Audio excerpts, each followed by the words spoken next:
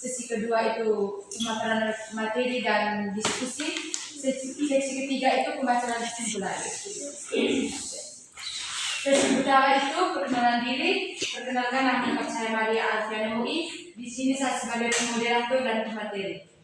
Perkenalkan, nama saya Maria Tia. Di sini saya sebagai pemateri. Perkenalkan, nama saya Lucy Aureliese. Di sini saya sebagai pemateri. Oke, kita mulai saja dengan materi. Materi ini kita kan belum dulu. Yang pertama, pengertian pendekatan belajar dan pembelajaran. Pendekatan belajar dan pembelajaran adalah strategi, metode, dan teknik yang digunakan dalam proses pengajaran untuk mencapai tujuan pendidikan. Ini mencakup cara-cara yang digunakan oleh guru untuk menyampaikan materi, serta cara-cara yang digunakan oleh siswa untuk memahami dan menginternalisasi pengetahuan. Pendekatan ini mencakup aspek-aspek berikut. Yang pertama, pendekatan belajar. Pendekatan yang diambil oleh siswa untuk memproses dan memahami materi pembelajaran. Contoh pendekatan aktif melibatkan siswa secara langsung dalam proses pembelajaran. Pendekatan reflektif mengajak siswa merenungkan dan mengevaluasi pemahaman mereka, dan pendekatan kolaboratif yaitu belajar bersama dalam kelompok. Yang kedua, pendekatan pembelajaran. Pendekatan yang diambil oleh guru dalam merancang, menyampaikan, dan mengelola proses pembelajaran. Contoh pendekatan berbasis masalah, pendekatan berbasis proyek, dan pendekatan instruksional langsung. Berikut beberapa pendapat para ahli tentang pendekatan belajar dan pembelajaran. Yang pertama, menurut James Piaget, teori konstruktivisme Piaget berpendapat bahwa belajar adalah proses aktif di mana siswa membangun pengetahuan mereka sendiri melalui interaksi dengan lingkungan. Menurutnya, pembelajaran efektif terjadi ketika siswa terlibat dalam aktivitas yang memungkinkan mereka untuk menemukan dan membangun pemahaman mereka sendiri. Yang kedua, Lev Vygotsky. Teori sosial konstruktivisme Vygotsky menekankan pentingnya interaksi sosial dalam pembelajaran. Dia mengemukakan konsep zona perkembangan proksimal atau ZPD di mana pembelajaran terjadi ketika siswa bekerja sedikit di luar kemampuan mereka dengan dukungan guru atau teman sebaya. Yang ketiga, menurut Jeremy Brunner, teori pembelajaran kognitif Brunner percaya bahwa pembelajaran adalah proses aktif dan bahwa siswa dapat memahami konsep yang kompleks jika mereka diberikan kesempatan untuk membangun pemahaman mereka secara bertahap.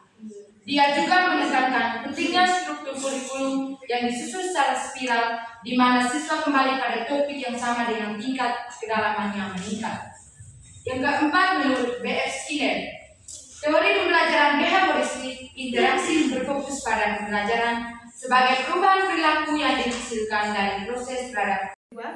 Yaitu bagaimanakah pendekatan belajar dan pembelajaran.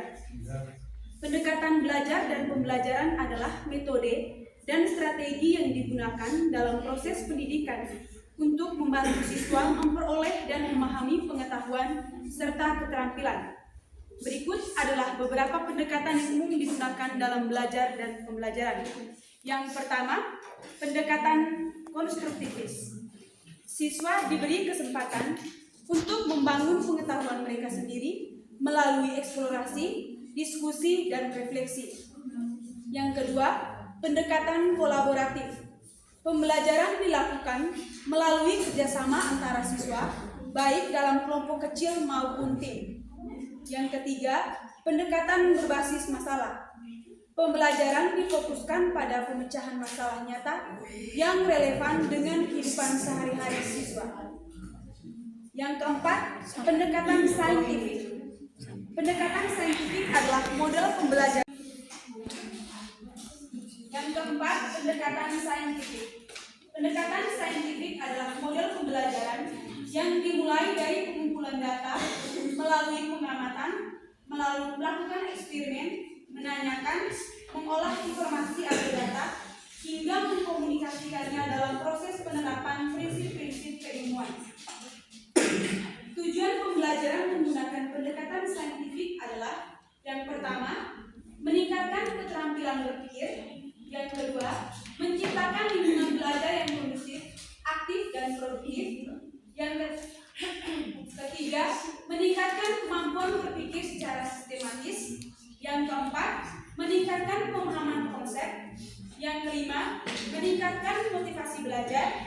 Dan yang keenam, meningkatkan kemampuan komunikasi.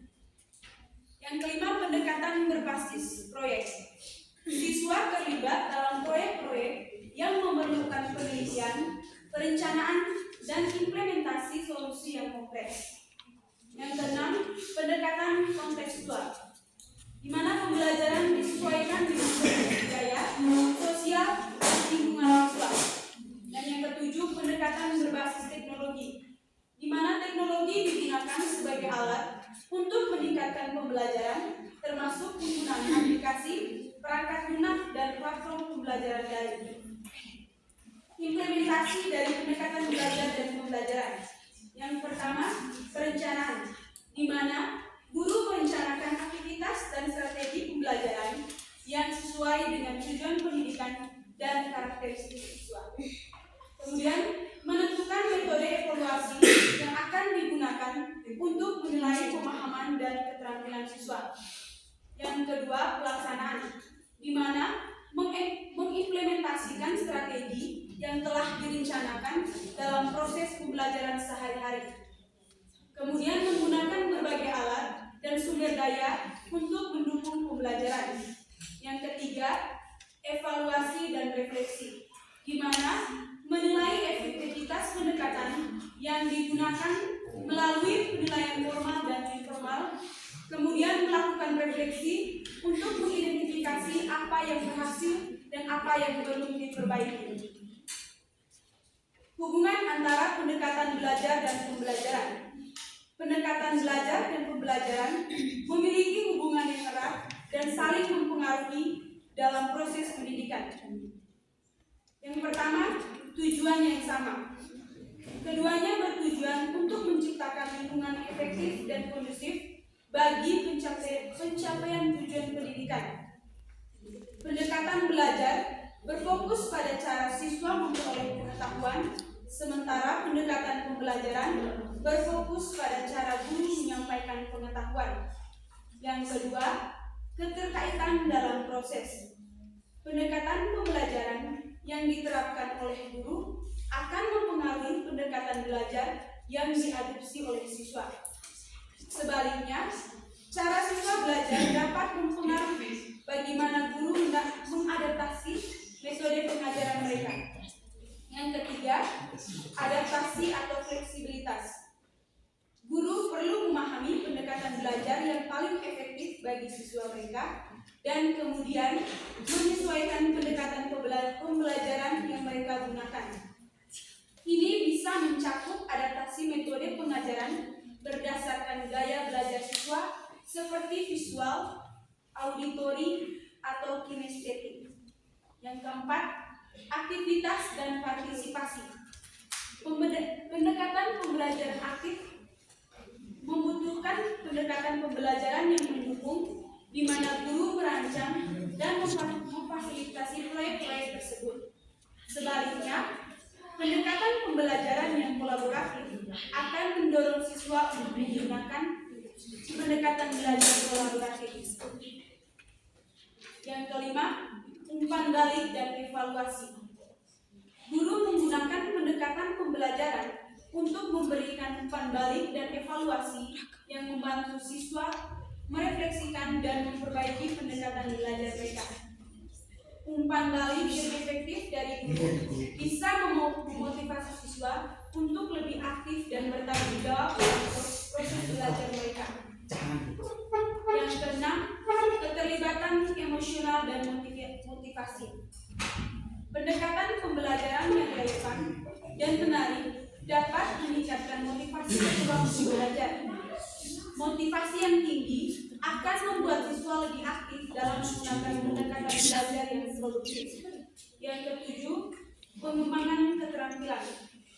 Pendekatan pembelajaran yang beragam dapat mengembangkan berbagai keterampilan pada siswa seperti berpikir kritis, problem solving, dan kolaborasi.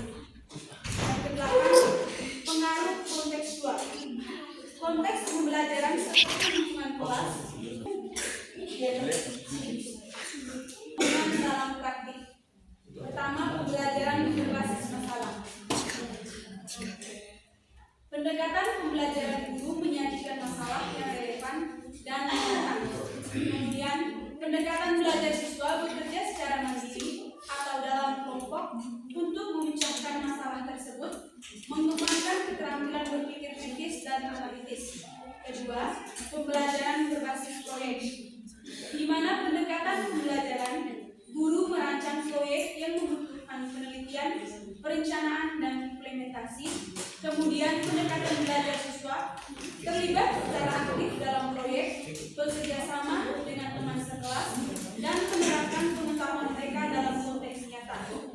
Yang ketiga, pembelajaran kolaboratif, di mana pendekatan pembelajaran guru mengatur kegiatan kelompok di mana siswa harus bekerja sama.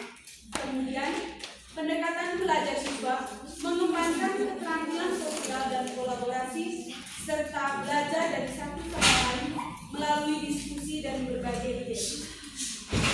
Hubungan antara pendekatan belajar dan pembelajaran adalah hubungan yang dinamis dan interaktif. Guru dan siswa saling mempengaruhi dalam proses pendidikan.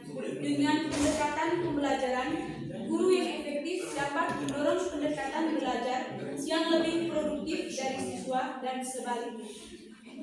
Ya. Jadi itu bagaimanakah cara pengaplikasian metode belajar dan pembelajaran dalam pendidikan? Pengaplikasian metode belajar dan pembelajaran dalam pendidikan melibatkan strategi yang dirancang untuk mengoptimalkan pengalaman belajar siswa dan mencapai tujuan pendidikan. Berikut adalah beberapa cara untuk menerapkan metode ini dalam konteks pendidikan.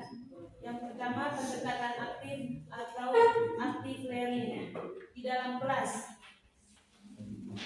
Yang pertama, diskusi kelompok. Libatkan siswa dalam diskusi kelompok untuk menganalisis topik atau memecahkan masalah. Misalnya dalam pelajaran sejarah, siswa dapat mendiskusikan penyebab dan dampak perang dunia kedua. Yang kedua, kegiatan hands-on. Gunakan eksperimen, simulasi, atau proyek praktis. Contohnya dalam pelajaran sains, siswa dapat melakukan eksperimen untuk memahami konsep kimia atau fisika. Di luar kelas, pertama proyek lapangan. Ajak siswa melakukan penelitian atau observasi lapangan terkait materi yang dipelajari, seperti kunjungan ke museum atau laboratorium. Yang kedua, kegiatan ekstrakurikuler. Dorong siswa untuk bergabung dengan grup atau organisasi yang relevan dengan minat dan pelajaran mereka, seperti klub sains atau debat. Yang kedua, pendekatan kolaboratif atau kolaboratif learning. Di dalam kelas, kerja kelompok atau siswa untuk bekerja dalam kelompok kecil untuk mengerjakan tugas atau proyek. Misalnya dalam pelajaran seni, siswa dapat bekerja sama membuat mural atau instalasi seni. Yang kedua, tugas berpasangan. Gunakan tugas berpasangan untuk mendiskusikan dan menyelesaikan soal atau masalah matematika di luar kelas. Yang pertama, proyek kolaboratif. Tugas proyek yang memerlukan kerjasama antar siswa, seperti membuat video dokumenter atau menjalankan simulasi bisnis. Yang kedua, forum diskusi online. Gunakan platform online untuk mendukung kolaborasi dan diskusi di luar jam pelajaran, seperti Google Classroom, atau Microconference. Yang ketiga, pendekatan reflektif atau reflective learning. Di dalam kelas, yang pertama, jurnal pembelajaran. Minta siswa menulis jurnal tentang apa yang mereka pelajari dan bagaimana mereka dapat menerapkannya. Yang kedua, diskusi reflektif. Sediakan waktu di akhir pelajaran untuk diskusi reflektif tentang apa yang telah dipelajari dari pengalaman siswa. Di luar kelas, pertama, portofolio. Minta siswa membuat portofolio yang mencatat perkembangan mereka sepanjang semester. Yang kedua, refleksi diri. Berikan tugas di mana siswa harus merefleksikan kekuatan kelemahan mereka dalam suatu proyek atau ujian. Yang keempat, pendekatan mandiri, self-directed learning. Di dalam kelas, yang pertama, belajar individual, sediakan waktu bagi siswa untuk bekerja secara mandiri pada topik yang diminati. Yang kedua, proyek independen, dorong siswa untuk mengembangkan proyek mereka sendiri berdasarkan minat mereka. Di luar kelas, pertama, kursus online, ajak siswa untuk mengikuti kursus online atau MOOC yang relevan. Yang kedua, bacaan mandiri, berikan daftar bacaan yang dapat dipilih siswa untuk mendalami topik tertentu. Yang kelima, pendekatan berbasis masalah atau problem based learning. Di dalam kelas, pertama, studi kasus, gunakan studi kasus nyata untuk mengajarkan konsep-konsep penting. Misalnya dalam pelajaran bisnis, siswa dapat menganalisis kasus perusahaan yang sukses atau gagal. Yang kedua, masalah terstruktur. Berikan masalah terstruktur yang harus diselesaikan siswa dengan menggunakan pengetahuan yang telah dipelajari. Di luar kelas, yang pertama, proyek komunitas. Ajak siswa bekerja pada proyek yang memecahkan masalah nyata di komunitas mereka. Yang kedua, kegiatan penelitian, dorong siswa untuk melakukan penelitian independen atau kelompok tentang masalah tertentu. Yang keenam, pendekatan berbasis proyek atau proyek based learning. Di dalam kelas, pertama, proyek kelas desain proyek yang mencakup beberapa mata pelajaran seperti proyek sains yang melibatkan penulisan laporan dan presentasi. Yang kedua, pameran proyek. Adakan pameran di mana siswa dapat mempresentasikan hasil proyek mereka kepada kelas atau sekolah. Di luar kelas, yang pertama, kolaborasi dengan industri kerjasama dengan industri atau organisasi untuk proyek-proyek dunia nyata. Yang kedua, kompetisi proyek. Dorong siswa untuk berpartisipasi dalam kompetisi proyek regional atau nasional.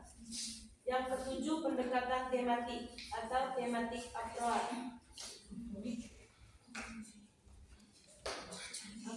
Di dalam kelas, yang pertama, pembelajaran terpadu, menggabungkan berbagai mata pelajaran di sekitar tema atau topik tertentu. Misalnya, tema lingkungan yang mencakup sains, geografi, dan seni. Yang kedua, kegiatan interdisipliner. Rancang aktivitas yang melibatkan beberapa disiplin ilmu seperti proyek penelitian yang mencakup sejarah, sains, dan teknologi.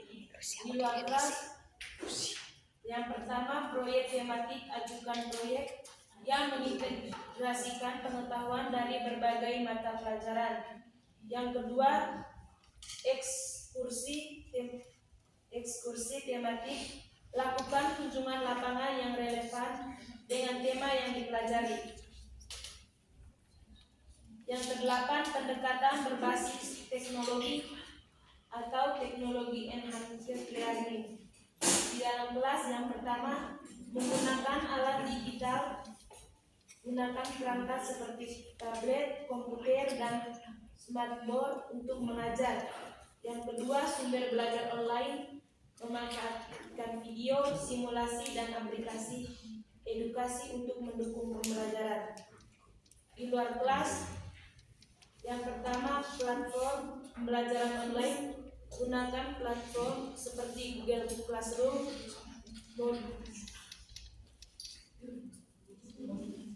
model atau Microsoft Teams untuk komunikasi dan tugas. Yang kedua, aplikasi edukatif. Rekomendasikan aplikasi yang dapat membantu siswa dalam belajar seperti Duolingo untuk bahasa atau Khan Academy untuk berbagai mata pelajaran. Pengaplikasian metode belajar dan pembelajaran dalam pendidikan memerlukan perencanaan yang baik dan adaptasi sesuai dengan kebutuhan dan karakteristik siswa. Dengan menggunakan berbagai pendekatan ini, guru dapat menciptakan lingkungan belajar yang dinamis, relevan, dan efektif, membantu siswa mencapai potensi penuh mereka dalam berbagai bidang. Terima kasih. Terima kasih atas waktu dan kesempatan yang telah diberikan kepada saya. Tadi teman kelompok telah menjelaskan hubungan antara pendekatan belajar dan pembelajaran adalah hubungan yang dinamis dan interaktif. Di sini saya mau bertanya, apa yang dijelaskan, apa yang dimaksudkan dengan hubungan dinamis dan hubungan interaktif? Terima kasih. Baik, terima kasih atas waktu dan kesempatan. Di sini saya ingin bertanya. Baik, terima kasih atas waktu dan kesempatan yang diberikan. Di sini saya ingin bertanya mengenai implementasi pendekatan belajar dan pembelajaran jika nanti teman-teman sudah menjadi guru. Di sini saya ingin memberikan teman-teman memberikan kedepannya jika teman-teman sudah menjadi guru. Yang pertama itu melalui perencanaan, 2 pelaksanaan, 3 evaluasi dan refleksi. Terima kasih.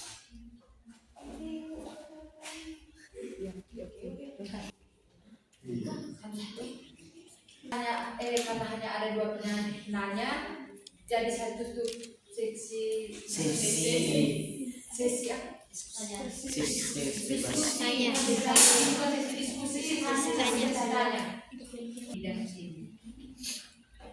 Baik, terima kasih. Saya akan menjawab pertanyaan dari teman Juliana Channel. Jelaskan apa yang dimaksudkan dengan hubungan dinamis dan interaktif.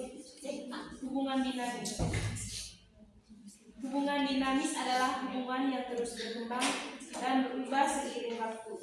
Ini berarti bahwa interaksi antara pihak-pihak yang terlibat tidak statis, melainkan selalu mengalami perkembangan dan penyesuaian. Hubungan interaktif. Hubungan interaktif adalah hubungan yang melibatkan komunikasi 2 arah di mana kedua pihak aktif berpartisipasi dalam proses interaksi. Terima kasih. Teman Fendi dengan pertanyaan implementasi dari perencanaan, pelaksanaan, dan evaluasi dan refleksi ketika kami menjadi guru. Yang pertama perencanaan, yaitu implementasinya kami menetapkan tujuan pembelajaran. Yang kedua menyusun rencana pelajaran. Pelaksanaan, ini kami memulai dengan pendahuluan yang menarik dan mengaktifkan partisipasi siswa. Evaluasi, di sini kami melakukan penilaian formatif, kemudian melakukan penilaian sumatif. Dan refleksi, kami menggunakan refleksi pribadi, kemudian mencari umpan balik dari siswa, dan kolaborasi dengan rekan guru. Sekian.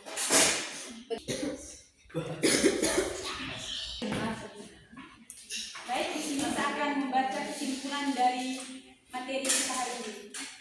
Pendekatan belajar dan pembelajaran yang efektif adalah yang mengakomodasi kebutuhan individual siswa, mendorong keterlibatan aktif, dan mempersiapkan siswa untuk menghadapi tuntutan dunia yang terus berubah. Dengan memanfaatkan keragaman pendekatan yang tersedia, pendidik dapat menciptakan lingkungan pembelajaran yang inklusif, dinamis, dan berorientasi pada hasil. Dengan demikian, penting bagi para pendidik untuk terus mengembangkan pemahaman mereka tentang berbagai pendekatan belajar dan pembelajaran, serta berkomitmen untuk menerapkan praktik-praktik yang terbukti efektif dalam menciptakan pengalaman pembelajaran yang bermakna bagi setiap siswa. Dalam kesimpulan ini, penting untuk menekankan fleksibilitas dalam memilih pendekatan yang sesuai dengan kebutuhan siswa dan konteks pembelajaran, serta pentingnya pengembangan profesionalisme pendidik dalam menerapkan praktik-praktik pembelajaran yang terbaik. Sekian. Materi dari kami, terima kasih.